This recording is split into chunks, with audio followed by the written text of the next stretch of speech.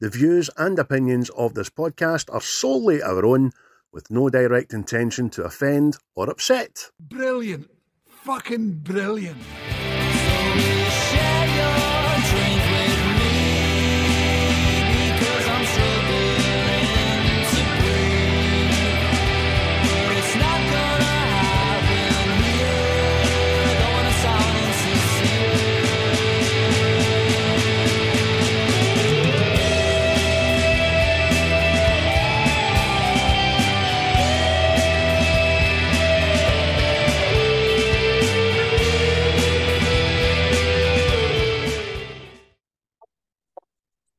Hello, everybody, and welcome back to What's the Script, the place where two handsome chaps talk about films and whatnot. But before we get into how handsome we are, thanks to Quaint for providing the entrance music again. I mean, the big talk's about Oasis, but there is rumour that Quaint are going to be supporting them, so get in there, lads. Craig, how are you, mate? Yeah, I'm alright, man. I'm fucking mad for it, up for it, out for it. It's great to be back in a band, man. Because I'm in a band, fact. I'm delighted. I'm good, mate. I'm fucking smashing. It's Oasis announcement day to day, buzzing. I've got my cohorts on the case to try and get my ticket because I am fucking skint. Absolute, I'm not kidding. Skint as skint can be. So I'm praying to the gods that my pal gets me a ticket. But if no, I'll be outside a certain venue at one point, steaming and dancing. You know what I mean? Yeah. But how are you? You all right? Oh, I am poorer. Still dealing with the veterinary professions, but aye, it's all. I mean, get this. A dog nail clipping, 38 quid to cut a That's dog's nails. Outrageous. Aye, Mate. it's fucking. Oh, should be wearing a mask, you bastard. I know. You should just have a pamper night with it, sit it up on the couch and start filing its nails and all that. Aye. A wee towel on its head. I've seen the videos on TikTok. See where people like that my bath day with the dog, and they're like rubbing oils through it and brushing teeth and fucking. There's like a wee rolling pin for the face and all that. No, what the fuck's that for? Aye, that's a nonsense, man. Dogs aren't meant to be pampered. They're meant to be fucking happy and jovial and rolling about in muddy puddles and all that shit, aren't they? Oh, they like a roll in the mud.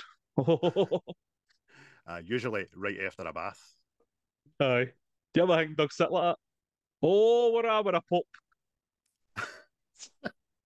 No, but I think they sit in the bath raging while you're rinsing the soap out their fur, and they look at you with the eyes and go, see in a minute, I'm out of here.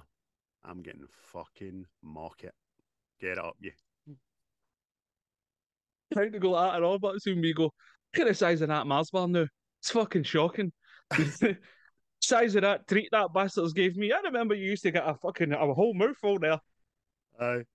Jumboing, you call it, is it? I remember when jumbones were jump. I remember my dad used to get a bone at the fucking butchers. You'd give me that shite.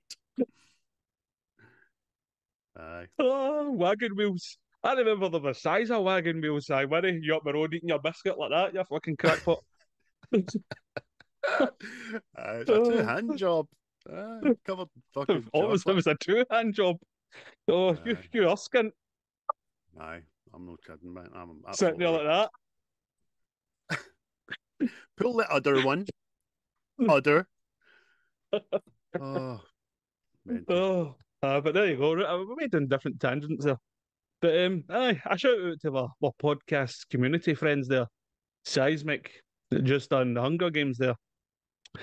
I'm not a fan of the Hunger Game films, but it was a good wee listen. Good wee listen. I'm not reading the books either. The books are in here somewhere, but that's for when the war comes and we need to start fires. That's where they're going. You know what I mean? That's for we're in bunkers burning candles. Aye. You know what I mean? Fucking right. Nah, I think I watched the first one a couple of times and it was all right. And then the second and third ones what the fuck's going on here? This is pish, heat candy, garbage, man. But apparently if you've read the books, you'll have a better understanding of the whole shebang, and the books are a lot better, which is fair enough. But see, they just can't call people's names right. Like Peter has evolved to Pita. I thought she had a speech impediment for like 4 years. Peter, Peter. And then Katniss. I'm going Katniss. to Oh, what's your name? Catnip? What? What's going on? that. Is that a boy named after the thing you put your kebab in there? Exactly. And then it's the only movie that's managed to fucking defile Eliza Bank. Eliza Banks is beautiful, but no, they're all right. We're going to get this tin of emulsion. We're going to paint your face with that, and then we're going to paint red bits on all your lips. No, all your lips, wee bits of your lips and that, and we're going to fuck your eyes up, and we're going to give you the biggest Easter bonnets you've ever known to man. I know.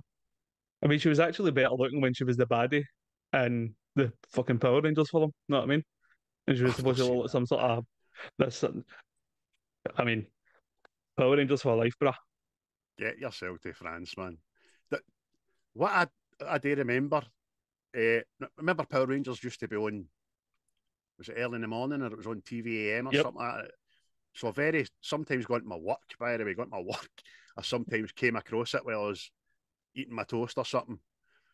And I swear to God, there was a Scottish Power Ranger at one point. I swear, but nobody that likes the Power Rangers like, there you go. I'm fucking telling you. A Power Ranger with a Scottish accent. I've seen it once. I've never done the deep dive to see if I'm correct, but Right.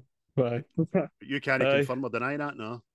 I cannot, mate. I just remember just shit going, blah, people doing backflips and fighting aliens and all that. It was fucking right up my street. You know what I mean? I remember the tune. You know what I mean? And I know. I continue to be shouts out. Shout out to Diabolical lads again, and obviously they were soon to be collab partners. The Breakfast Crew. This is gonna be so many teary wanks this week.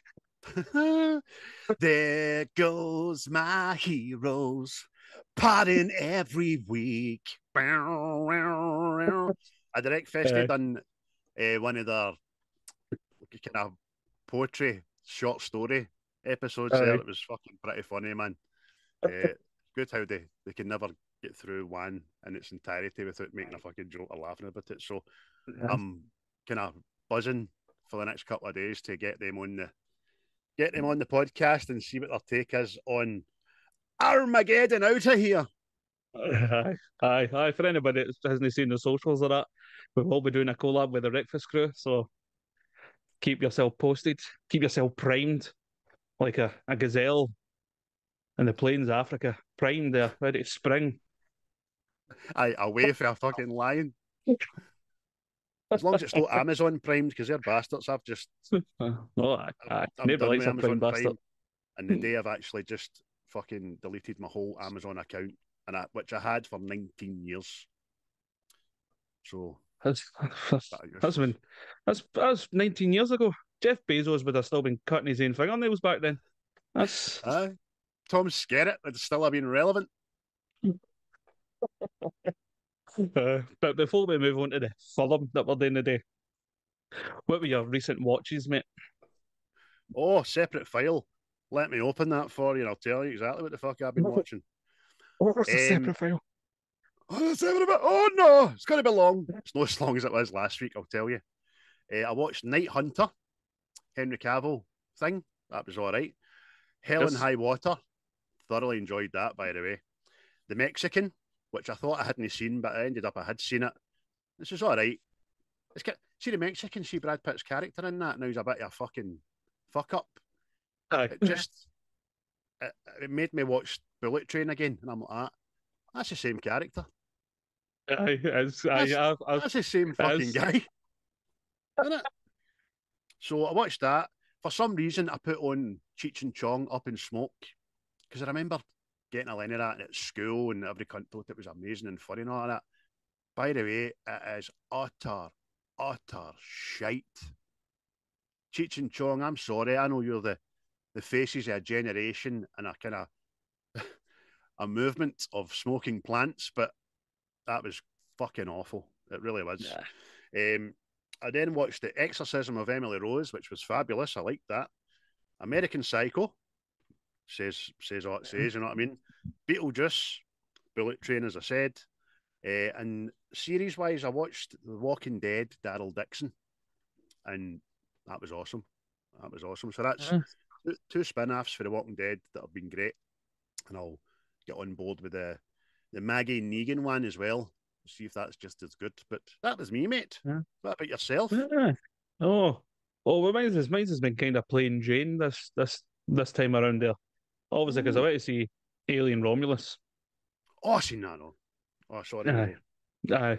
So I continued. Well, I'd watched the first Alien and then watched Aliens before I went to see Romulus. So I thought I'll see out the whole franchise sort of thing.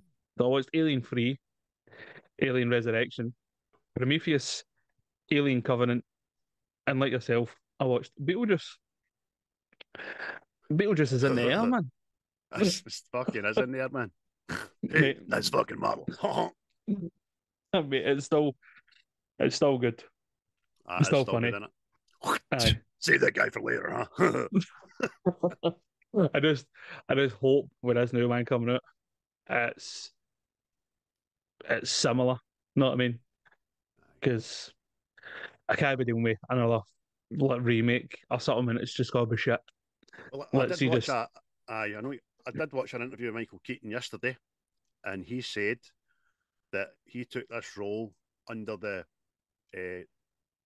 strict instruction that he had little or no more screen time than he did in the first one, which was about 17 minutes or so.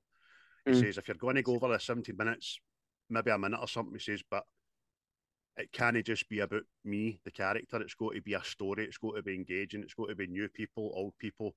Yeah. It kind of same, and I was like, that kind of makes me think it might be all right, isn't it? Yeah. Because I was kind of getting concerned with, because when you look at the trailer for it, there is a lot of Beetlejuice. Know what I mean? And it's like, is there going to be a pure prominent fucking figure in it? No, I mean, it is Beetlejuice, but there's fucking far more to the Beetlejuice world. Know what I mean? See, when you watched it, did you look at Alec Baldwin and think, I've never seen you younger than anything else, man, in my fucking life, man? Aye, mate. See, like Alec Baldwin now. That's how I always seem to remember Alec Baldwin. Just Aye, that's it. like all the way back to like the Departed and all that, mate. He fucking it must have just been a time when he just one day he just went, "Hey," know what I mean? Aye, because even back then he was married to fucking Kim Basinger, know what I mean? The most beautiful woman in Hollywood at the time. And I look back and I'm like, I've never seen you look younger. Gina Davis just has always been the same age, I think. Aye, she doesn't age that woman. Just the white tights are fucking shocking. That reminds me, I might be watching is it Cutthroat Island or something there. I might watch that again. I like that film. It gets panned, but I like it. So get it up, you. I mean, I've seen it. There's a wee shout out to Jennifer Lawrence there. Oh, there's been no leading women in action films. Oh, aye, you better have a word with fucking Gina Davis. I think she's done a few herself. Aye, I think Linda Carter's fucking wanting to chap your door there. I know to mention Big Sigourney Weaver. Know what I mean? Aye, hold on to do. Aye, I'm setting about the most perfect organism in fucking space, but aye, okay then. You say your piece, fucking asshole. But aye, so that's how it's rounded up, mate. So we may as well get on to the subject matter at hand, which was the 90s. The 90s. That was but a pup. I say 1997's mega classic Titanic, mate. But before we get into the film, mate, have you done a rundown of 97? Oh, aye. I've done the dive. I've done it deeply. And there was a lot going on in 1977. Fuck's it, I wasn't even born then. 1997. And we'll go through some things here as we always do. Let's go back to the year where things were better than today. 'Cause it's shit. That's a new song I made up there. I'll forget that for next time. So, movie-wise, in the same year as this behemoth that is Titanic, we had a particular favourite of yours, Dante's Peak. Shite. Conspiracy Theory, Kiss the Girls, The Game. I really liked The Game. Michael Douglas. That was smashing that. Aye. Devil's Advocate. Enjoyed Yeah, that. smashing that. Event Horizon, which Oh, I like is that. a cult classic, which I'm not quite on board with, but there you go. There's a TV And series of that coming on, all by the way. of course there is, mate. Of course there is. I think there's going to be a TV series about the underwear that I've been for 1994 and all, man, because just everything's getting its own fucking show. And the only other one I wrote down here was Contact, which I enjoyed as well. I thought it was a great film. Made me cry, that film. Her daddy comes back, alien comes back as her daddy and he goes, "Hi, you're all right. It's cool. There is aliens, but you're going to get back and no cunt's going to know about it apart from you. Oh, cheers, da. Make me look a fucking idiot." So that was kind of the main films. There was other ones dotted about that were all right, and there's a right good few I hadn't heard about before, but I was mainly at the football in '97, getting tanked up and gone with dirty ladies and that, you know. Wasn't one for the cinema that year, apart from Titanic, which I saw twice. Now the events of the world, thus as follows: the U.S. stock market crashed, and that was a big deal apparently. The Scottish Parliament was created. Devolution was made, and then all these spam pots. We need money in courthouse to fucking talk about shit. So that happened. The UK handed Hong Kong back to China. I remember watching that live, man. Big Charlie was there, Prince Charles and that. Charlie. Big Charlie. The comet Hale-Bopp went by the Earth, which was a big deal apparently. I never seen it. Pete Sampras won Wimbledon. And apart from that, it's a bit quiet, 97. There was another Labour landslide, Tony Blair, all that shit, you know what I mean? But apart from that, nothing really magic. Music-wise, though, we had Barbie Girl by Aqua. Oh, it's a fucking chant, that. Chant. Tub Thumping by Chumbawamba. In keeping with the spirit of today, Do You Know What I Mean by Oasis. There you are. The Drugs Don't Work by The Verve, another banger. And Around the World by Daft Punk. Remember that one? I like that. Second verse, same as the first. Always wanted to see Daft Punk. Aye. They've got some cracking stuff, but they've got some right obscure stuff, I know. They're doing the new. Are they doing the new Tron? They've done the last one, so can't see them because there's a bit of music in that. I thought, well, yeah, that's fucking toe tapping that. I like them, and they're in the cusp. They're like lyrics away from being another Chemical Brothers and some things, you know what I mean? They're pretty decent. Deaths, we had some celebrity deaths. God bless you. In '97, none bigger than the Queen of Hearts, Princess Diana, who can still be scraped off the inside of a tunnel wall in Paris somewhere. I'm hearing. No, that wasn't funny. I remember coming for the dancing. I came for bonkers steaming, and she'd crashed and it'd been critical. And then by the time I woke up, so obviously she was away. You know what I mean? My mom went to Althorpe House and everything and seen that. It was a big deal, as we all know. I didn't know she was a Hearts fan.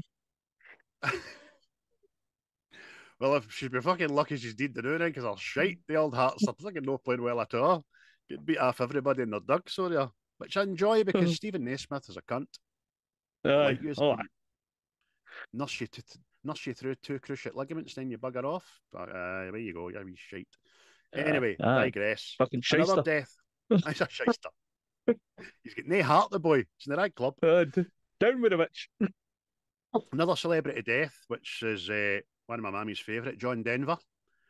Friend to the podcast, Burgess Meredith. Wee Mickey. He popped his clogs.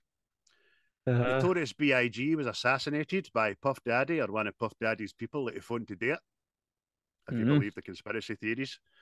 And we lost a comedic genius, just like we were talking last week about John Candy. 1997, we lost Chris Farley, who was peaking his powers at that time, wasn't he? Yeah. Oh, he's a funny geezer. I always It was a remember him fun. for the water boy. Just Ah, pure raging bus driver. so there we go, mate. That was all that happened that was probably interesting to us in 1997. Aye. Another good year. I'm trying to remember. I might have discovered my Willie or something at that point. You know what I mean? Where would that have been? 93, 94, 95. In the Was it? bathroom. Aye. Was that a five or something there? Aye, Oh no, that's five. too young. Oh, That's too young to I'd be in have, the bathroom with the case catalogue. No, aye. no. I was still in the bath with my fucking toys and all that. Know what I mean? But aye, so there you go. 1997, classic year. The things were happening. Things were happening. Know what I mean? Mm-hmm. But Ah, same year, Mr. James Cameron wrote and directed Titanic. It's a mega film. It's still many people's favourites, funny enough. But what was the numbers and what was the cast, mate? Gives a rundown of this big show. oh, I Big was show. delighted to. Big, big shoe, big shoe. So it was released here in the 19th of December, 1997, so just in time for Christmas, which was quite apt. And as you said, they're directed by James Cameron, who very rarely makes a mediocre mainstream film, you know what I mean? It starred, obviously, Leonardo DiCaprio, Kate Winslet, Bill Paxton, Kathy Bates, Billy Zane, Gloria Stewart, who was Old Rose, and Victor Garber. So there was a bigger cast than that, obviously, but that's the main dudes and all that, and they were all smashing. Obviously, the score was by Celine Dion, "My Heart Will Go On," which is quite funny because every time I see you, I feel you, and that is how my heart goes on. Do you know what I mean? Did you get it? No. Financials.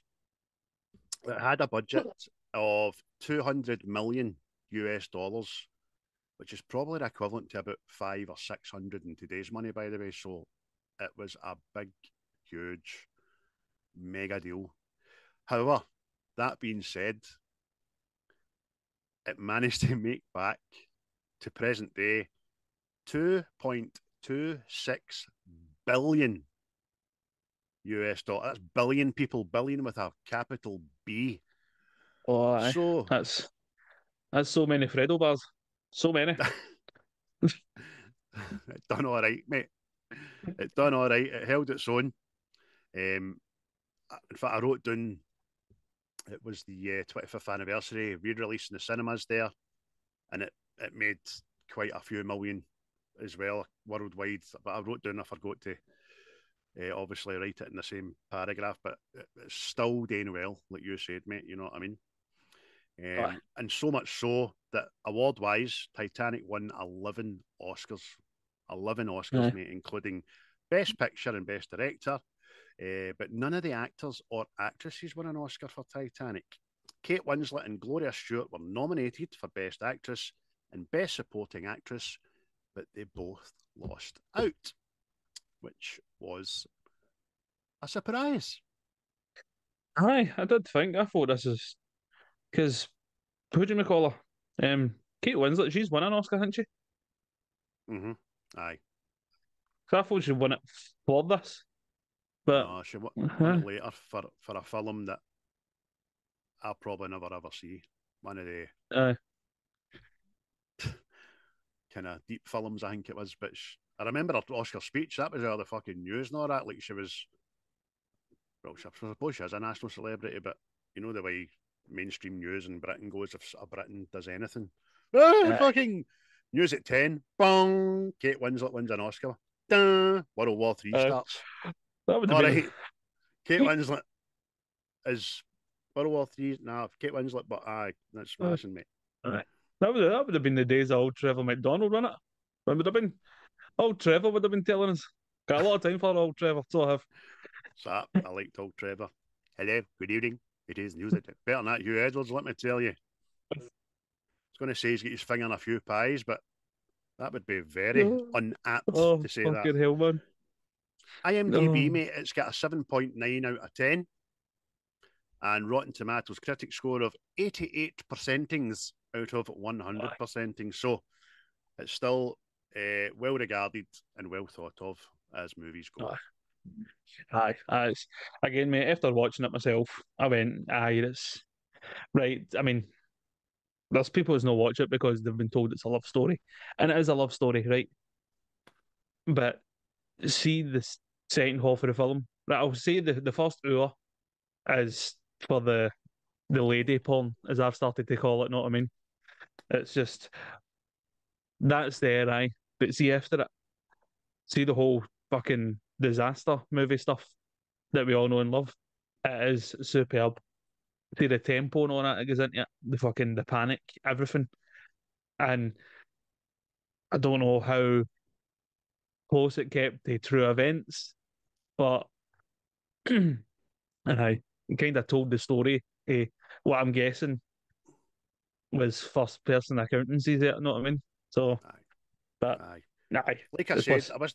I wasn't going to go in on this. 20 years later, Jim Cameron came back, and the only things that he wanted to apologise for was the Scottish quartermaster that blows his own head off. That never Mm. happened. So his family got an apology and all that kind of stuff. But everything else is kind of as factual as they think it is today. Do you know what I mean? So it was stupidly accurate, man. Aye, aye, definitely. But we're talking about Kate Winslet.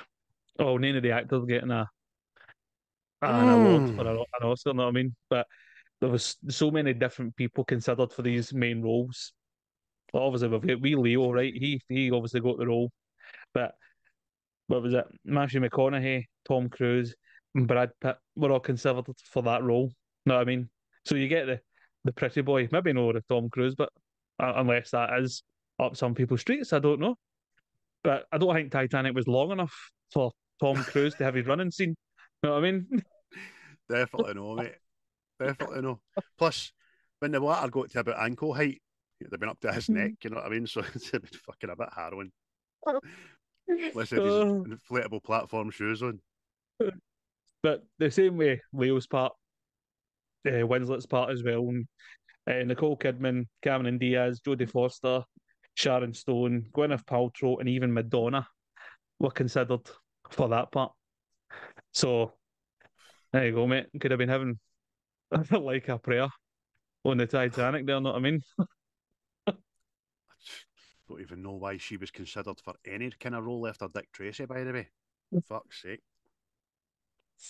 It's it's mad, mate. See how many times a fucking name pops up and I'm like, I mean, what can it be? Is it like to promote it further? Oh, Madonna's in this, know what I mean? I know she was massive, but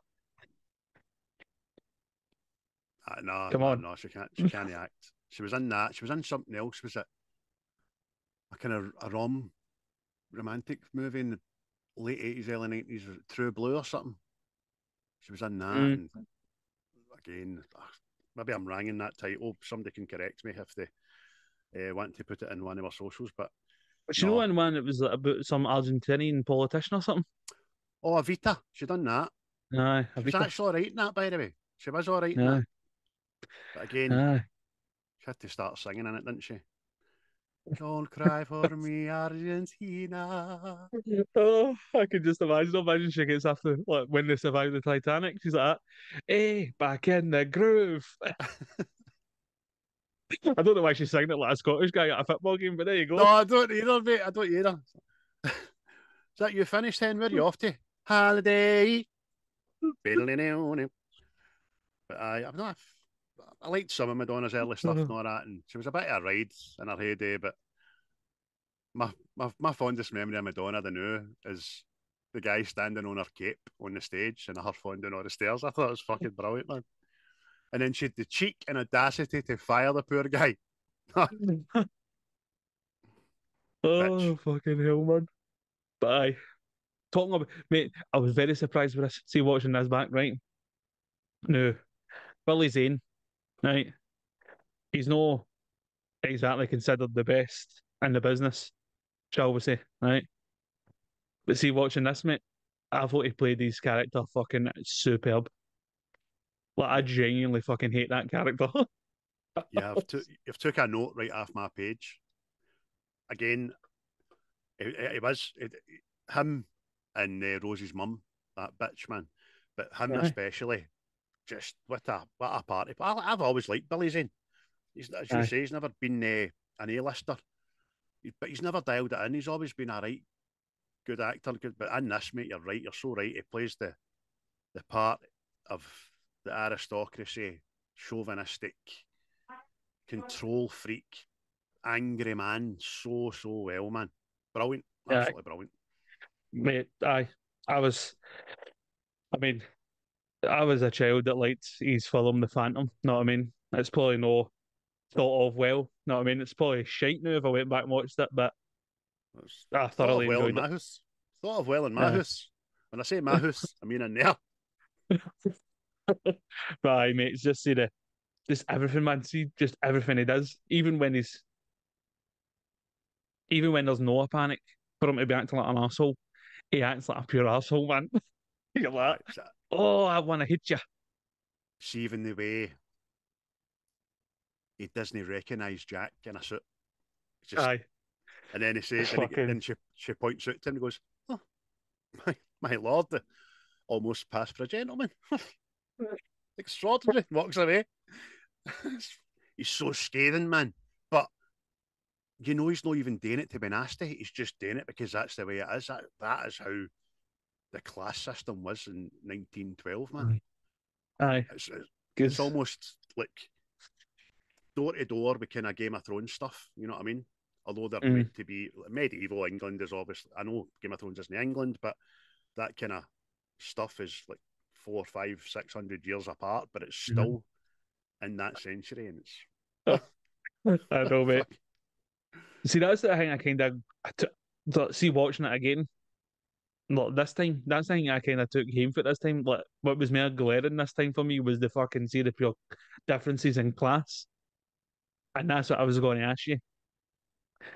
See, when it came to evacuating people, was that how they did that? Go right, get the class mob in, get them on the boats first, and just leave the scum down there locked for a bit, hold them back. Even the women and children thing that was still class. That was still a class system as well. Do you know what I mean? Mm. Because when you think, I mean, three of the most wealthiest men on the planet Earth were on that boat. You can fucking bet your bottom dollar they weren't waiting. You know what I mean? Aye. But obviously we don't know just how underhand it was and who took a bung or anything like that. But it's a shame, a fucking shame to think mother of five maybe lost out in a boat to Henry Astor or fucking Esme. You know what I mean? It's Aye. ludicrous, man. Aye. You're Aye. It's right. just that's Uh, the class system was a big smack in the face watching it properly aye. right for the get go. Do you know what I mean? I mean, like the first class passengers' dogs were taken down to the third class passengers' fucking deck to do their shites.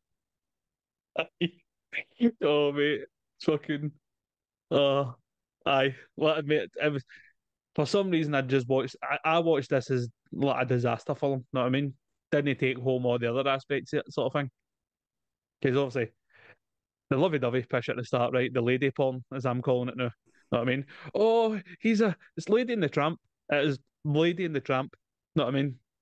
Oh, she wants a bit of roughage, that lady. I mean, for people that, if you've not seen this, what the fuck's your problem, right? Very nutshelly. Rose, who's been forced to marry a wealthy man, Cal, falls in love with Jack, who's a wee arse, a wee guy with no arse in his trousers. You know what I mean? He's a talented artist though, and they're both aboard the unsinkable Titanic. But unfortunately, ship hits the iceberg, endangers their lives. Now, you're right in what saying about this is all caveated around what a love story, and Yeah. that's true. But we talked about it.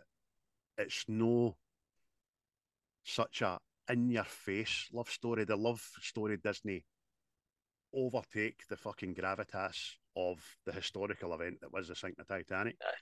And even looking back at it again last night, Rosie's story is quite a tragic one. It's quite interesting because she's what is she 17 again in this? She's meant to be 17 or something.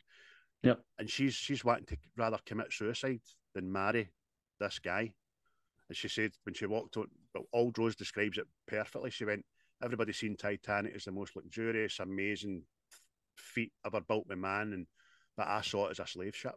I'm like, whoa, because I was getting put on board this to marry a guy that I hated and all that kind of stuff.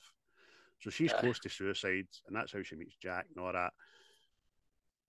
And it blossomed. Their friendship blossoms first, and she's overwhelmed by his.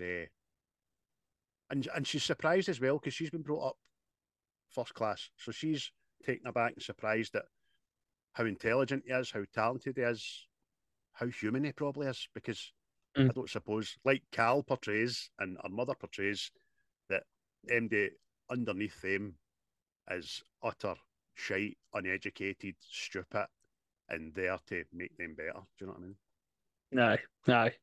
Aye, definitely, mate. It's like what I say is, mate. It's the forbidden love story. You know what I mean? High class society, lassie, been forced into a marriage that she doesn't agree with, and she comes across a fucking filthy street urchin. You know what I mean? And goes, "Oh, I like me a piece of that roast beef there." You know what I mean? Do you want to put your mint sauce in between my bits of roast beef? Me man. See, you make great points, right? And I've tried to explain the class system there as well. The Billy Zane's character's awesome. Awesome, right? Absolutely brilliant. Very early on, I'm going to ask you about your favourite character before we get into it a bit and all that. And I'll tell you mine. Who is your favourite character? Would it be Billy Zane? Well, I think it might be just on the fucking the premise that I fucking hate him. Just hate the guy. But I'm going, and well, spoiler alert if you've not seen it, he doesn't fucking die. You know what I mean? I'm like, fucker. Aye. No, not on that night, obviously, but again, we've watched a good few films that the perfect baddie does exist. And it's because you walk out the theatre fucking hating the guy. You know what I mean? Even Guardians of the Galaxy 3, the creator guy and all that, fucking wanted to kill him. Do you know what I mean? For what he done to wee Rocket and all that. But the perfect bad guy does exist, and he is a close second for me in this movie. Who is it? So let me guess. Let me guess. Is his man? His right hand man? Oh no. No. He's a fucking tool, man. He just does what he's told. Do you know what I I'll mean? tell you who I like, I know. I'll tell you who I like. I like Kathy Bates. That's mine. There you go. She's my favourite character. See, for the screen time she's afforded, she's such a fucking overpowering, booming persona. And that's the way she's meant to be, because like the other ladies describe her, she's new money. She wasn't reared on silver spoons and stuff like that. Her husband died and made a fortune, and obviously she's got the fortune, but she's not lost any of her scruples. She befriends Jack. She defends Jack at the dinner table. She also defends Rose the first time she meets her and Cal, because Cal orders dinner for her, and Rose will have the lamb medium rare with mint sauce, and then he asks her, "You like lamb, didn't you?" No. And then Molly can't help herself and says something else and says, "Aye, well, maybe you could do that for her as well, Cal." So all the other proper ladies don't like her. I just think she's fabulous. She dresses Jack and all that, and then she's a cool head at the time of crisis as well. Fucking telling people to get a grip, slapping them and all that. I love Kathy Bates. I think Kathy Bates is the Kathy Bates is good money. It's good people. But mate, there's even a bit I know. Like, her character is the only one that even mentions about going back to get survivors. know what I Aye, mean? that's your husband's. Aye. And it's the only person in that boat that is saying we should go back. Aye. And she gets shouted down, and the rest don't even back her. Know what I mean? So she's like It's one of the most human fucking characters I know. it's fucking it's horrible. Everybody's got their heads done, or the woman. She's like, what's wrong with you? It's your men in there. We can go back Aye. and get another 20 people in here. And nobody speaks up for her. And she's told to sit down or she'll be shot. Aye. She's It's just fucking. disgusted, man. I know what I mean. It's like it's very revealing of the class thing. It was showing you that the poorer people were more normal and fucking try to help each other out and all that sort of thing. Know what I mean? We help each other survive. Whereas the well-to-dos were just apart from that. Special shout out to that guy, see with the top hat. Like all that. Come on, sir, there's a boat here for you. Oh no, no, no. Get that life jacket to fuck. Wouldn't mind a brandy, but and his wee man's just on there with him like that. Oh you Can I, crazy old bastard. can I have it, sir? That's brilliant, isn't it? Oh. No, fuck off. I would like a brandy. I like you, son. I'm sitting with you. I like the cut of your jip. Aye. But So there we go. as characters go, Kathy Bates and Billy Zane's. And I didn't think I'd be saying that about Billy Zane. But he's fucking his man, he's a good bad guy. Without Aye. being last super bad guy. Know what I mean? He's No. just a horrible cunt. Aye. And Played it sublime. and he wears his fucking guy liner superbly. Oh So aye, does. oh aye. Oh, Takes a shine off. Scarred it is not. Takes a shine off his wig. You know what I mean? Mate, even to highlight how bad he was, he's trying to get on boats, right? And the big panic is now, right, we're all going to fucking die. And he thinks he's getting on a boat, and the wee guy goes, fuck off. And he finds a lost child and just goes, come on, have what she's got. Fucking yes, yes. Aye. Fucking coward. Blanket area seat and all that. Aye. Fucking, Oh, fucking So- superb, man. later on, when old Rose tells you that he suffered in a big crash in the 20s or 30s and he put a bullet in his fucking mouth. Like, yes. Aye. Oh, superb, man. But I was going to ask you, I know you'll know what to be anal about it, but the people need to know. We need to know. It suggested that the boat was going too quick to avoid the iceberg. Was that the fact? That was true. Very early on in the scene, as you've seen, right?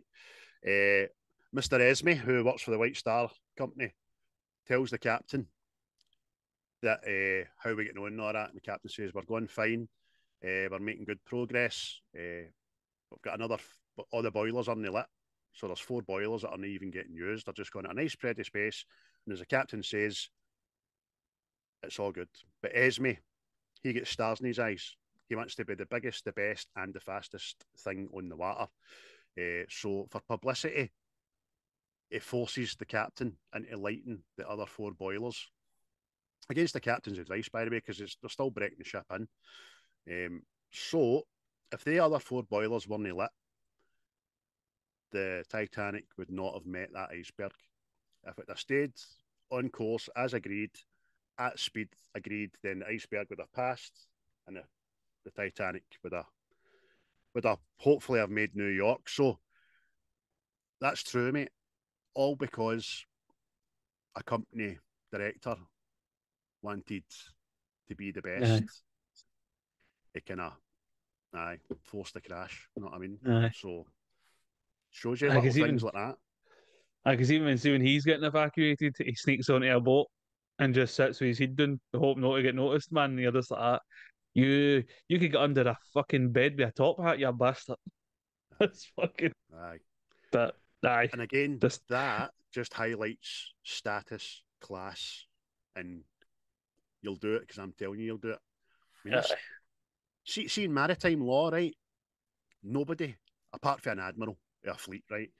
But the captain of a ship cannot be superseded by anybody. I mean, if the president of the United States was on that boat and told the captain to do something and the captain says no, when I had a leg to stand on.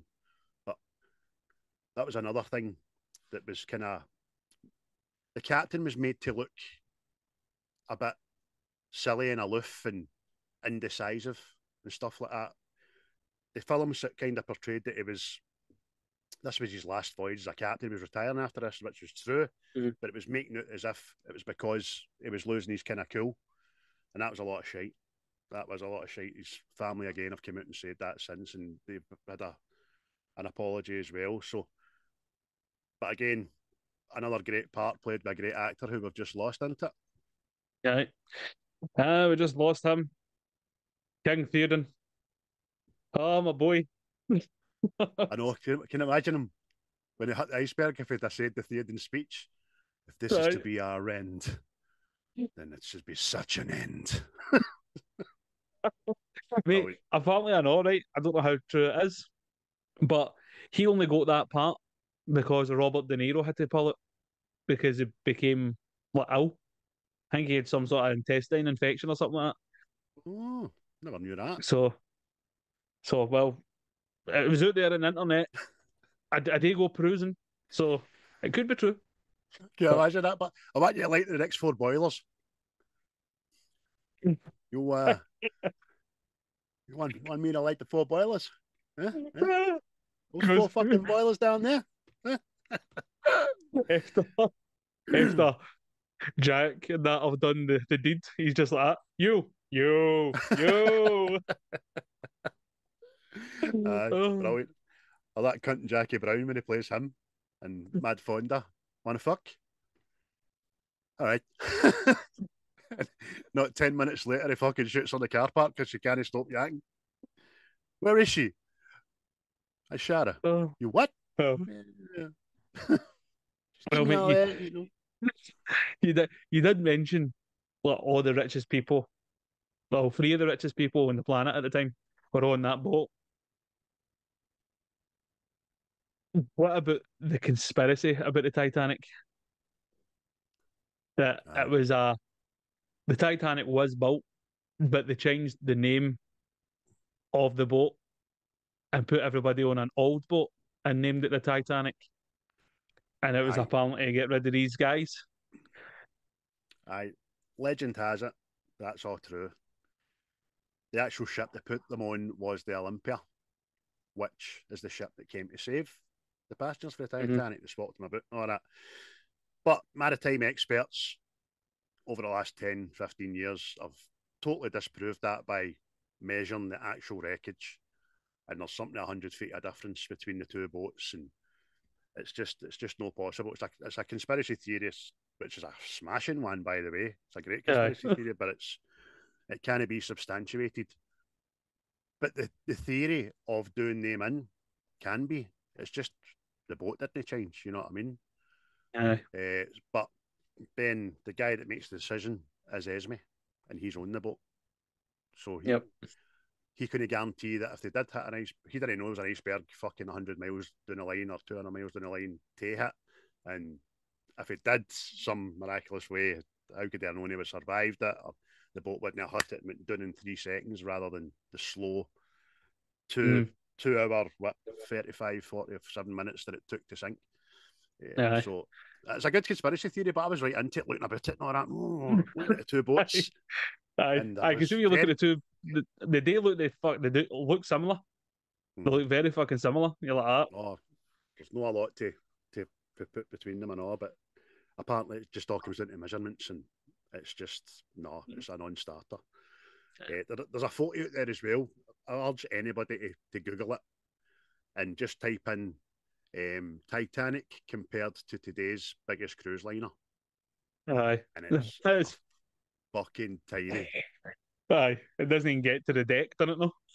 No. This massive behemoth feat of ingenuity in 1912 is about 1/10 the size of today's biggest floating fucking city. You know what I mean? Aye. Amazing. Superb, man. But see the film itself as well, right?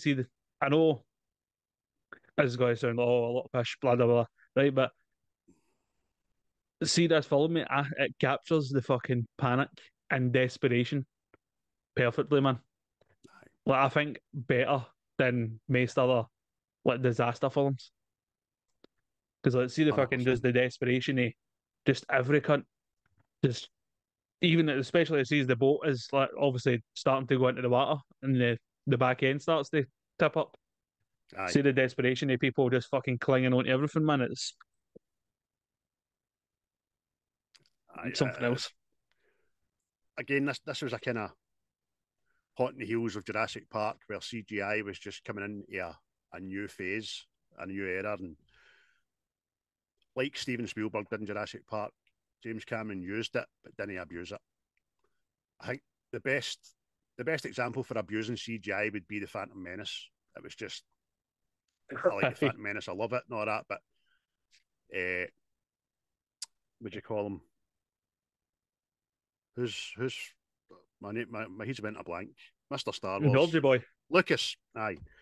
He just get panned for overuse of it, and it was rightly so. And I think he took that into the Clone Wars as well, where, come on, where's all the practical stuff?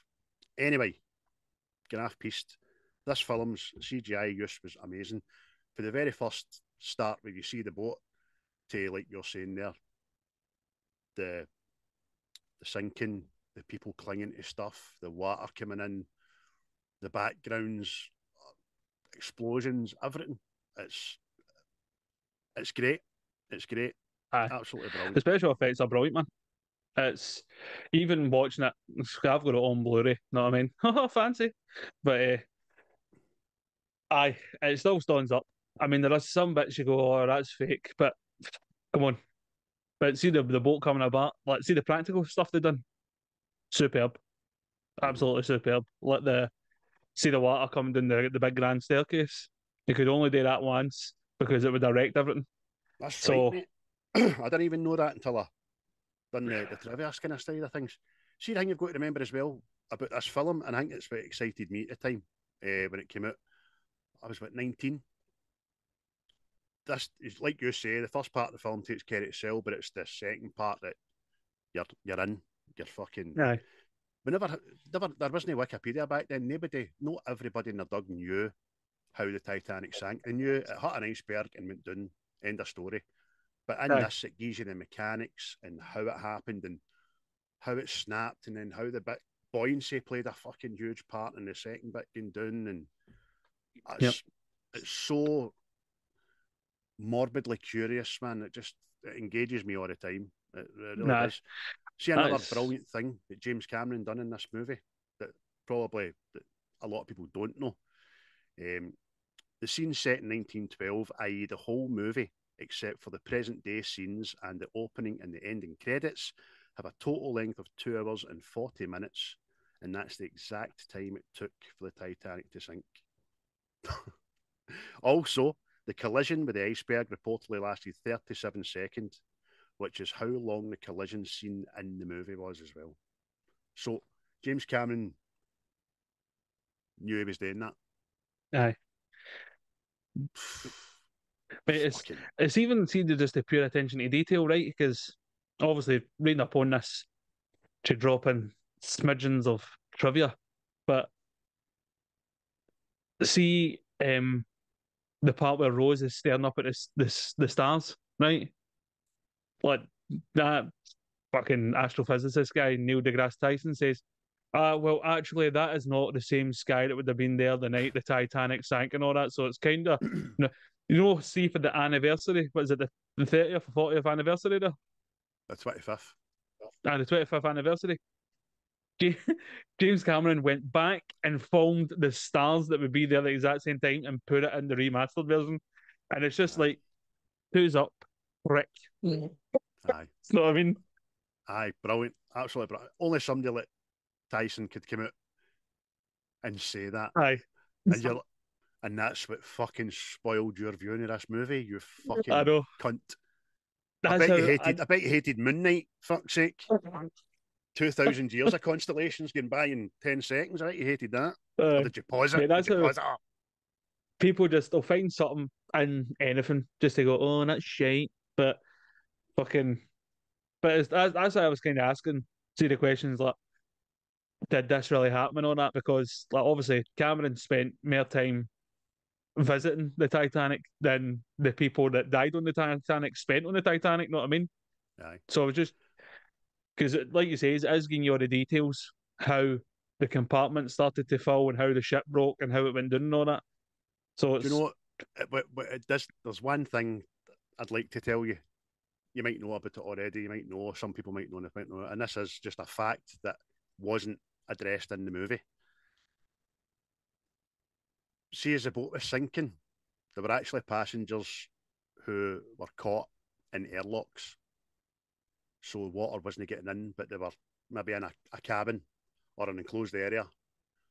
And they ended up exploding as the ship went down and get deeper and deeper and deeper. They were either crushed like that, the poor guys in the submarine no long ago, or the pressure got too much and their heads exploded. So you could be either waiting to die like that, or you could have drowned in around a minute or a minute and a half. That's a fucking rather drowned, mate. Yeah, it's no nice, that is it? No, It's no. like, just sitting there like that. You can hear it. What fucking? Aye.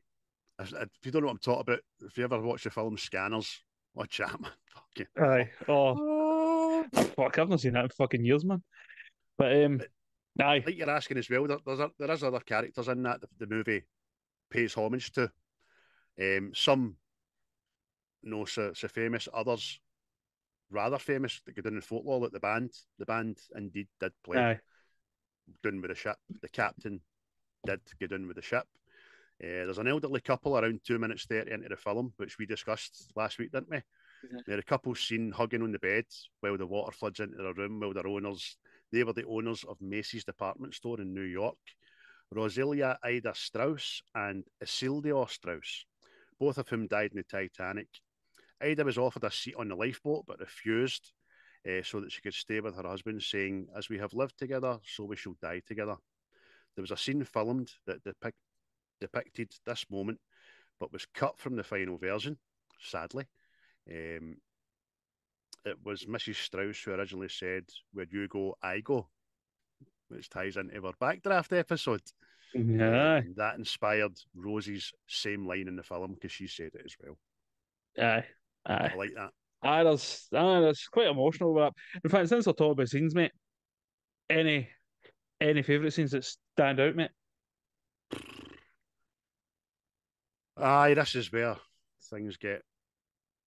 I'm going to get right back to the start of the film because I remember how it made me feel in the cinema.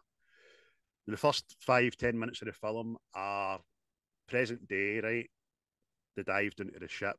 Bill Paxton's character, they're looking for this diamond. They're looking for the heart of the ocean, which is the big jewel that Rose wears and all that. And that seems to be the focal point for him. But they get old Rose on board, and then she goes into her story. And it's when she's looking at the wreckage under the water, and the camera moves after the wreckage, and ever so slightly just moves into 1912. And the ship's docked, it's ready to leave Southampton, it's hustle and bustle, it's motors, it's people, period costumes, it's fucking so well done, man. It's just Aye. that I remember in the cinema being transported back in time when that scene, that shot. I'm like, fuck, here we go, we're there. Just amazing. And then there's even the car, Cal's entourage car pulling in, meep, out the fucking road. The camera pan for Kate Winslet getting out the motor for her reveal is just tremendous. She looks up and you still don't even see all of her face. You just see half her face with that hat and all that. And you're like, yo, I like you. You're nice looking. I just felt that whole scene was superbly done. What an opening to a movie, man. It's like, right, here we go. Strap yourself in. Let's hear old Rosie's story. Even she says just before it, do you want to hear this story or not? to Bill Paxton, he's like, all right, fuck's sake. All right. Throughout the film, it transforms him as well. All he's interested in is the fucking heart of the ocean. That's what the expedition's all about. But by the end of her story, they're all greeting, aren't they? Aye. Aye, even the big guy. Fucking, he was getting all bravado and all that. Aye. There's a But wee he's one of single yours. tear. Aye, he's one of yours, mate. Oh, oh, um, I like the see the bit where the band just decides to play on. No, I mean, it's to see that, mate. It was just like, aye, oh, I like that.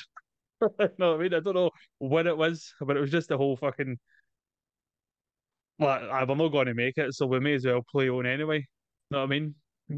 Go out on your shield sort of thing. Know what I mean? It was just plus then it gives you the whole montage of obviously that old couple. Then there's the Moss, Saint Wayne's and all that. Fucking, you're going. Oh, do you know who the mother? Do you see who the mother was? Aye, fucking thing, mate. What's the matter with Wolfie? Aye, John Connor's stepmom. What's wrong with Wolfie? I can hear him barking.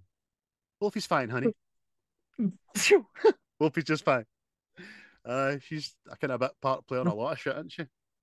Aye, but aye, mate, it was that, mate, because it just I don't know what it is, mate. I think it's just it's like the signal of the sign like new people are going to die. They're dying now. Know what I mean? And because the song they play and all that is just acceptance. And you go, oh no, oh no. That's one of the many moments in the second part of the film where you start to remember that human beings did die in this. It's not just about the story. It's not just about the lore. People did fucking die. And right at the start of the film, when the camera sub goes down and Bill Paxton's doing that stupid commentary when the big guy makes fun of him and all that. Fuck you, talk to. That's real footage. There's a pair of fucking specs down there. A pair of fucking specs that have been lying down there that were on somebody's face over 100 years ago, helping them see, you know what I mean? Inadequate fucking objects that just depict there was life down there, man. Oh, not down there, but up there. Aye. Amazing, another mate. one, mate. Another scene. I say fucking. I don't know why, but it's just no, not that. Fuck's sake, I was going like that. What the fuck is this? Is this fucking face off again? A better ballerina moves come in handy in that wee enclosed space, let me tell you. But it was, mate, it's when the Jack character's handcuffed to the pipe or the pole or whatever the fuck it is, and then you're starting to see the water and it's creeping up the corridor. Mate, see just that, mate. I don't know what it is, but you're just here. It's like it was like back to backdraft. How this fucking fire's coming to get you. You just took the words right in my mouth. I'm just going to say that to you. That's why it means like that, because the water looks alive. The water looks says, hello, here I'm fucking coming. The water is taking on its own entity. It's just physics. It's nothing else. It's just physics. As the boat goes down, the water goes up. Hello. But it's just filmed in such a way, and Jack just stops for a second to look at it and go, you man. Do you know what I mean? No, it was it kind of reminded me of see The Shining. See when the wee boys going down the corridors. That's the way it kind of felt, because it was just like white walls in the rooms and then just something's fucking you're like that. Oh, here, I don't like that. see watching this and Backdraft, Tower Inferno, Poseidon and all that. See for all the different ways you can die in that. I think the most creepiest bastard moments in all these films is when the lights start flickering. Oh no, I don't like scaff. I want to see how I'm going to go. Jeez. Give me a light. Wait, it's fucking because that's just panicking just now. No, like it's obviously there's a part of the boat that eventually gets to the fucking engine room. That's the water in it, and then all the lights go off, and everybody goes, "Oh!" Shake themselves out. But there was another scene I thought, and it kind of hammered home like there was no hope. See when they start firing off the flares into the sky. And you're like, oh, people will see that. And then you get this big pan shot, and it's just the boat in the middle of the ocean, and there's fuck all for miles. Know what I That's it. mean? Just blackness. Off. That's it. Aye, you're right. There's nothing truer. I mean, because they've already signalled to the Carpathia and the Olympia that I'm not going to make it in time, but they're on their way. So the flares are the last resort, just in case there's an unregistered vessel or something there. And like you say, it pans out. It could pan away for 10 mile away and just lights Aye. up the fact that there's fucking nothing there apart from icy cold water. I forgot to say in that last thing that I really liked about the whole opening scene on it. Just before the ship, well, the order's given to start the engines and we get into the boiler room. And as CGI goes, by the way, flawless, Aye. absolutely flawless. These big pistons just fucking starting to crank over. You got me right. To work in that boiler room must have been fucking hellish. Imagine that was your job, just in 50-degree heat with no fresh air, shoveling coal for 2-3 hours at a time into a furnace. Jesus Christ, man. Aye. You just get the scale of this engine room. It goes on forever. It looks like the fucking full length of the boat. And it's the power of these propellers, and you just see the pistons, man. It's amazing. Aye. Aye, man. Like I say, mate, earlier, it's like the CGI in this, there's a few parts you can tell it's fake people. Know what I mean? But Green you can screen. still There's a tell couple that of the green movie screen some moments. CGI. Aye. But for the most part, it's well done, superb. See the transition and all. See the end of the film when it's like, well, I take it that Rose has passed away in her sleep, sort of thing. Know what I mean? And then you go into the sea and you come across and see like again, like you're talking about, see the old wreckage changing back into the boat again. It's Oh, fucking superb, man. oh my head! Oh, don't do it to me. Oh, I've just stopped. oh, I just stopped greeting before this podcast. That oh. is a fucking delight. That last scene. No, don't get me wrong. If you're Jack, you're waiting at that cloak for her again. I would have been going like that. I've been waiting for you. I'd have been, you cunt! Size of that door! There it is. There it is. I've got this in capitals. Was the room on the door? Was there? Aye. Again, you can Google. There's outtakes and there's photographs of behind the scenes of them in the studio in the water and Rose on this door. It's fucking huge. Castaway's raft was fucking quarter the size of it. You know what I mean? And it's just one of probably the silliest bits in the whole film where you're saying don't let go and then you let go. Mm. I know what it's meant to be. It's like never let go in your heart, never leave me. You know what I mean? I'm going to die here, but you're like, oh, fucking hell, man. But that's See, a tremendous end, man. I was always of the opinion if Jack had been on the door when they floated as much and they were in the water. That's what I kind of took for it. You're making excuses there. Aye. Well, maybe you're right, but maybe the two of them could have fucking paddled to another one of the bits of a million debris that were floating about and help. But then why mess with a good story? It was a tragic end to a requited love. It was probably like Romeo and Juliet at sea, I suppose, where it was just everything was against them, society was against them, fate was against them. You know what I mean? So, but temperature. I fucking right. But like you say, when death comes, it's requited. She goes back to where she was happiest, and as they've gone through the ship as well, and the wee guys open the door as if waiting on you. You know what I mean? Aye, it's not because again, soon I was looking around the people that were in the room. It is people that you know died. Know what I mean? And it's like, oh, we've been waiting on you, waiting for the ghost ship. Know what I mean? Be like, oh, it's kind of nice that, but at the same time, like, hold on now. Have we on this boat for eternity? Aye. That's And fucking. I've often wondered if, like, Cal and her ma, the bad bastards that all died, they were on it, I know, somewhere. Just Aye. in their in me room kind of thing. Oh, they're waiting to go at Rose Hen. I was a bastard to you. I just want to apologise for the way I acted then, you know. It was my guy liner, it was giving me the itchy eyes and that, and I was awfully angry. Did you bring Yeah. your necklace in? I'll tell you that all.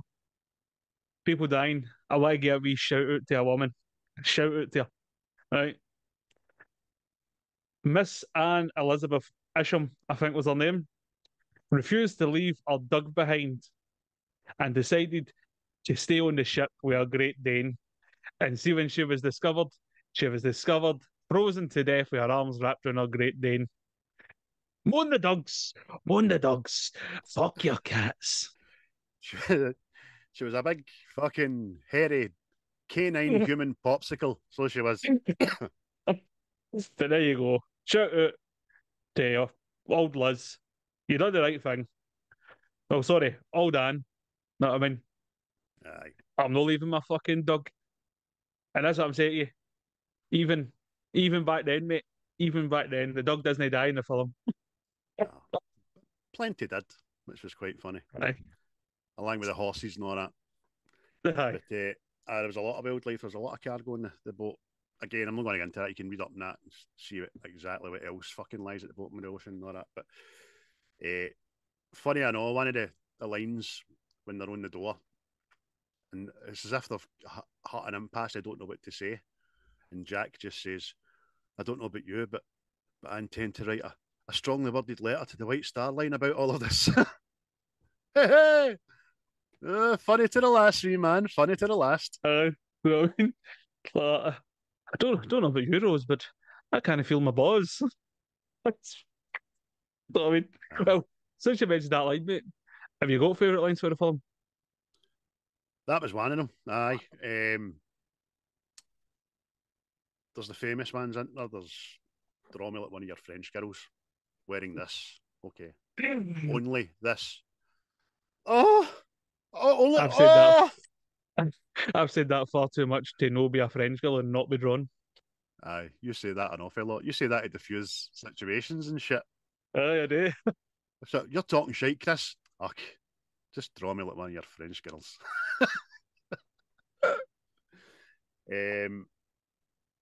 I really liked it at the end when Rose has obviously been rescued and they're pulling into New York and she sees New York and all that. And the captain comes over and goes like, can I get your name, love? Can I get your name, please? And she just thinks about it and she says, Rose Dawson. She takes Jack's second name. Wow. Yeah. We're good people, hen. Partly because she doesn't want to be fucking found. And secondly, because she's Jack's woman. You know what I mean? She's Jack's squeeze. She's Jack's crumpet. I was his posh totty. Oh, mate. What about you? You get any favours? I've got two, and funnily enough, both of them come from Rose. It's the one, there's a part where Cal was going, are you running to him? You're going to be his common whore or something like that? And she goes, I'd rather be his whore than your wife. And you're like that. Oh, it's a kick in the nuts. On your cell, hen. You done well there. Fucking, oh, have some of that. Boof. But and the other man is Old Rose. And I think it was just to like, put the bow on the film, really.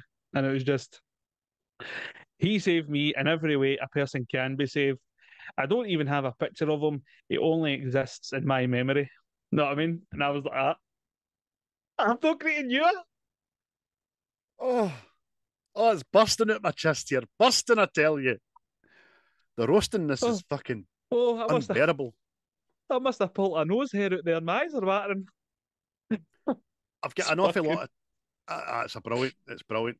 I've got an awful lot of time for Victor Garber, who plays Thomas Andrews. Now, Thomas Andrews is the guy that designed Titanic. Well, one of the people that designed Titanic, but he was on the boat, maiden voyage.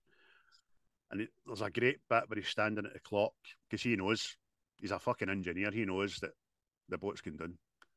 But Esme Aye. comes in and says to him, "Look, we can't be sinking. The ship's unsinkable."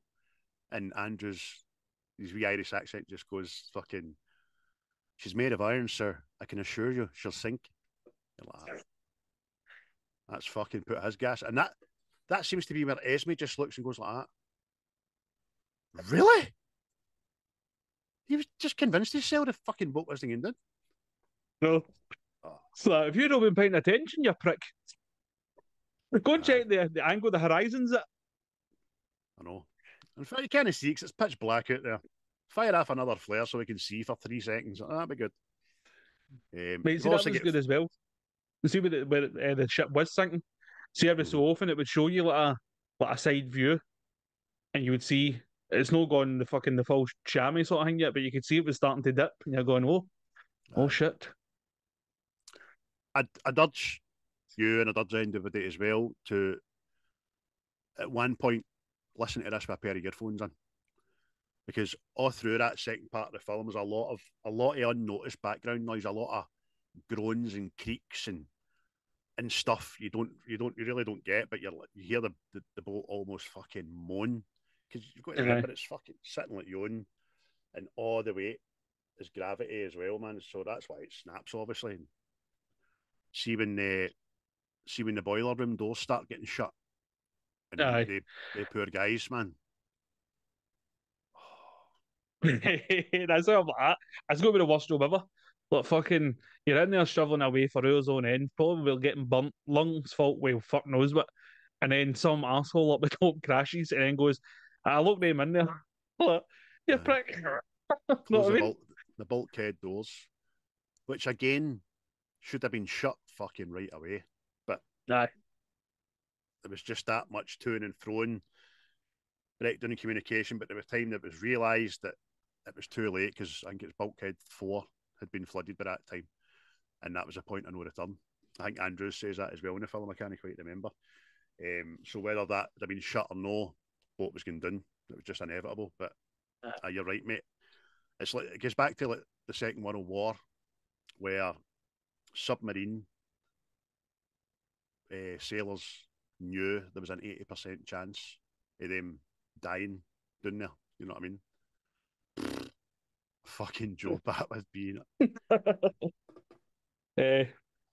Just another wee bit of trivia. I just want people to know about, and it's so that it's out there. Somebody put PCP in the catering's clam chowder and spiked everybody. Right? Now, people were going to hospital and all that, right? James Cameron went and spoke to Bill Paxton. Like, did you have the clam chowder? Aye. You know, go to hospital? He's like, no, I'm just going to drink these beers. Just write this bitch out. Fucking. I salute you. I think we'll all have done that. PCP, fuck it. He's a drink. Fucking. That's Tara's Day. They still don't know who done it. But I watched that in an interview. I was like, somebody's spiking everybody. I mean, fair enough, a wee bit of fucking hash on it. Oh, we're all stoned at one up, but PCP, that's fucking like crystal meth, man. I'm inclined to think it was actually Bill Paxton. No, I'll see it out. I know it's coming. Talk about James Cameron, right? The another bit of trivia, which I didn't know. I didn't know until I done my homework here. The hands seen sketching Rose, we knew they weren't Leonardo DiCaprio's, but they're actually James Cameron's. In post-production, Cameron, who is left-handed, mirror imaged the sketching shots so the artist would appear to be right-handed, like DiCaprio. So they were his wee hands. He's talented, that boy. But but it's a mega film, man. Well, all the parts superb. CGI still brilliant. The practical effects, see just when the ship starts breaking apart, and like to the detail, it's like you see the planks of wood, like bits are staying longer and fucking all that stuff. I mean, it's just no like a cartoon, like a big jagged crack, like that's that away. It was just, it felt real. You know what I mean? Felt so real. But then again, that was great. So the first bit's away done, and then the second half of the ship starts bobbing before obviously going down. So the writing in that was great because unlike it seemed to be most of the passengers, Jack knows kind of physics. He knows what's going to happen. So they try to get to the top of the back of the boat, which is now the top of the boat, as fast as possible because he even tells her, he says, look, when this goes under the water, it's going to pull us, the suction's going to pull us as well, and you need to take the deepest breath you've ever took and paddle for your life to get to the top again. Just, you're like, fucking would never have thought of that. I'd have been done, you know what I mean? And as they're paddling up, you just see people getting down and trying to get up, and it's haunting, man. It's fucking so well done. Aye, like I says, mate, I know people myself haven't watched it because of the romance thing and all that. You know what I mean? But watch it, you get through that shit. You know what I mean? Because there is fucking bits that entertain the people that aren't going there for the lady porn. You know what I mean? But it's the second half of the film is just fucking non-stop. See the tempo to it, the music, like he says. Well, I watched it to see the films with a soundbar and all that. So when the ship starts going off its nut, fucking my back, fucking you hear it. Know what I mean? It's just. See that big funnel, the big funnel Foz doing and fucking Foz on a person, man, as well. Just crushing people fuck. in the water. Aye, we Gino, I've taken to calling him. His accent was terrible, by the way. Am I going to America? Are you Mario? Aye. It's a me. Oh, fucking hell, man. But aye, it's man, it's brilliant. It's a brilliant film, man. And because there's a thing. It fucking I couldn't believe, right? Obviously, everybody calls the song the Titanic song, right? But it's obviously My Heart Will Go On. James Cameron actually had to be convinced to let Celine Dion sing at the top of it. He just wanted it as an instrumental. All right. You know what I mean? That would have been very different. Yeah. That would have been number one for about a million weeks if it wasn't the case. Yeah, I was going to say that, mate. That fucking thing was a phenomenon. It was a phenomenon. That was the biggest selling single of that year. Obviously, I left it out of the what happened in '97 because it was going to be prevalent anyway. Because it obviously won an Oscar itself as well. Absolutely brilliant. See, one of the best bits we talked about Billy Zane's character, a Cal, is a fucking brilliant one of a great wee scene in itself is when they put Rose in the boat, the two of them, him and Jack, and then to try and convince her that everything's cool and all that, they've got another boat the other side of the ship, and as she's gone down, Cal just says to him, "You're a very convincing liar, Jack." And he goes, "Not as good as you, Cal." Oh, gonna kick you off here. It's fucking aye, mate. Aye. Billy Zane, man.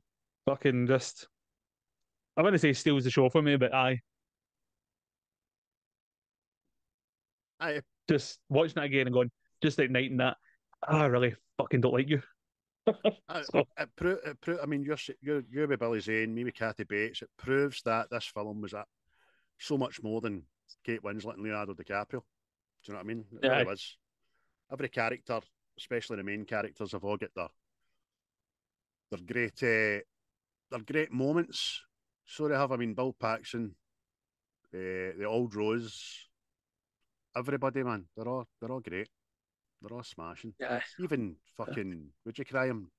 Jonathan Hyde that plays Bruce Ismay. He's great and all. Yeah, aye. To sum it up, for me, unless you've got anything else to say about it, now you went out there into the world. Nah. Without going too anal. No, I don't want anything else. Listen, you do a lot worse than read up on the actual facts of the Titanic because it's fascinating. I've still not been, but I'm going to go to Belfast and go to the museum. I'd love to go to the New York one. But that'll be years down the line before I can get to that. I think it'd be great. But if I go to New York, I get to see my two morbid fucking curiosities. One's the Titanic, one's the 9/11 museum, obviously. But We've all got our hobbies and interests, haven't we? Mine seems to be human tragedy. But aye, that was Titanic. Summed up perfectly.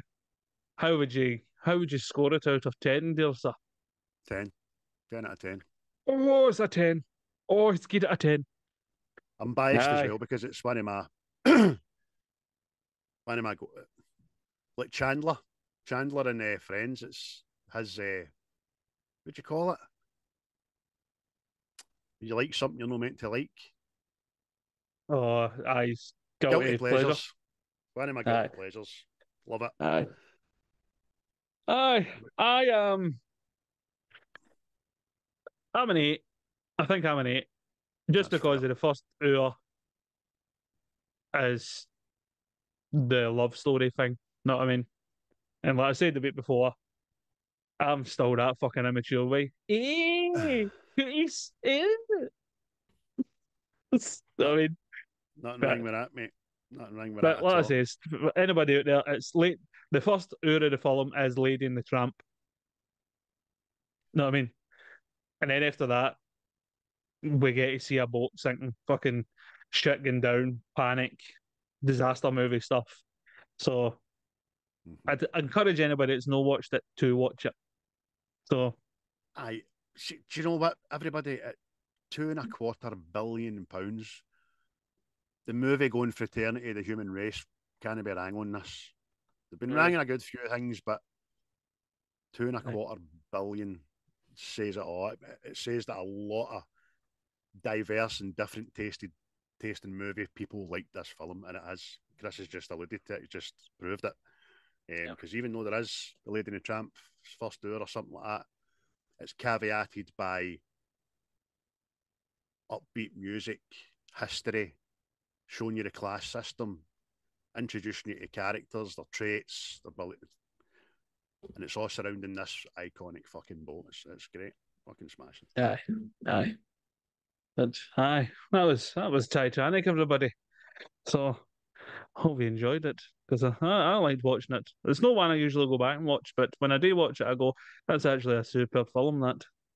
But before we go on, I know we are recording with the Breakfast Crew, but it's your turn to pick a number for the next movie.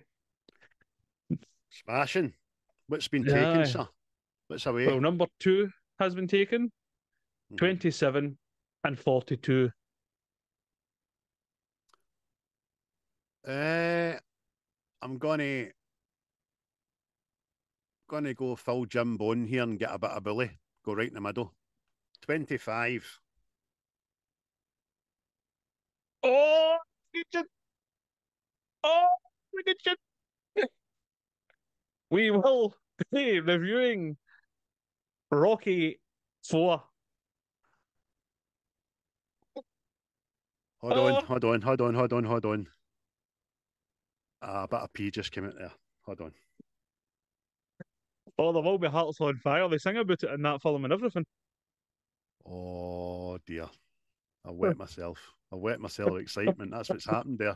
I'm like a dog whose owners just come in for their work. Fish whistle. Oh, I can't wait. And you know, as epic as this film is as well, it's I think it's about an hour and a half in it. It's not very long as well.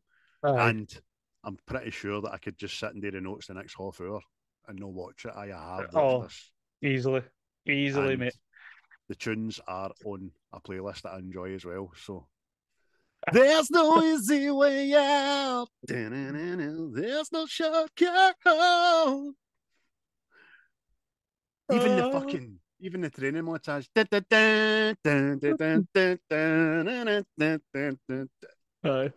Save that. Save that for next week. It's fucking mad, Polly. Oh.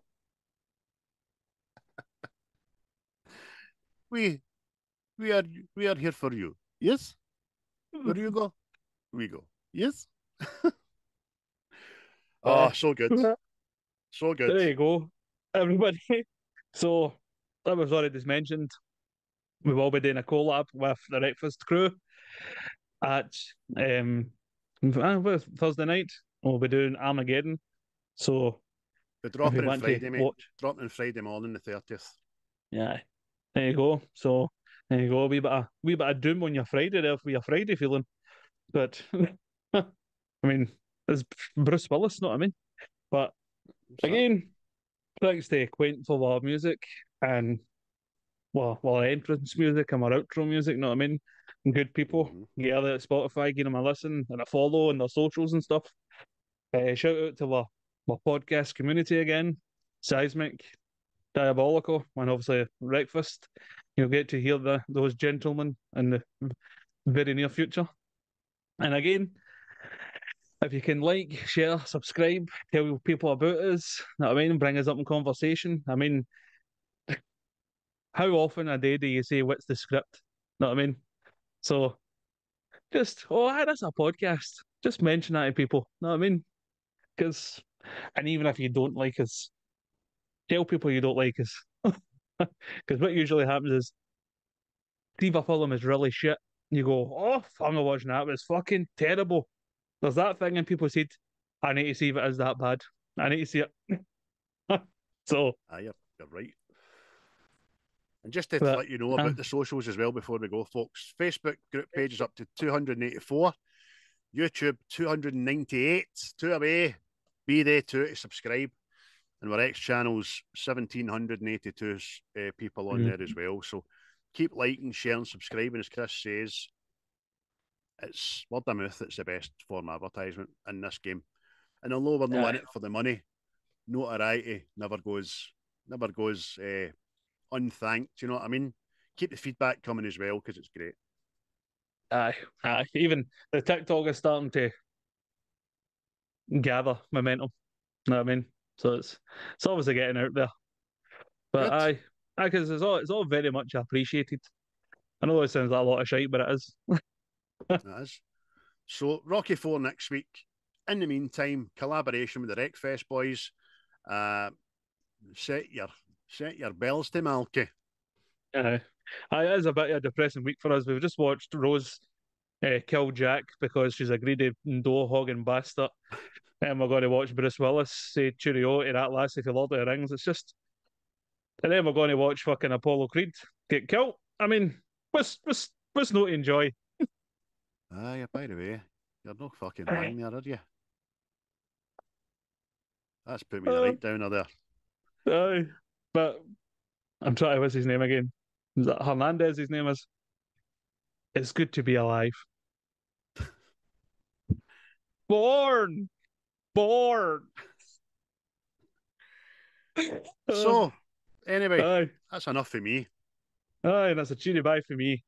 See you next time. You will never find a more wretched hive of scum and villainy. We must be cautious. The views and opinions of this podcast are solely our own, with no direct intention to offend or upset. Brilliant. Fucking brilliant.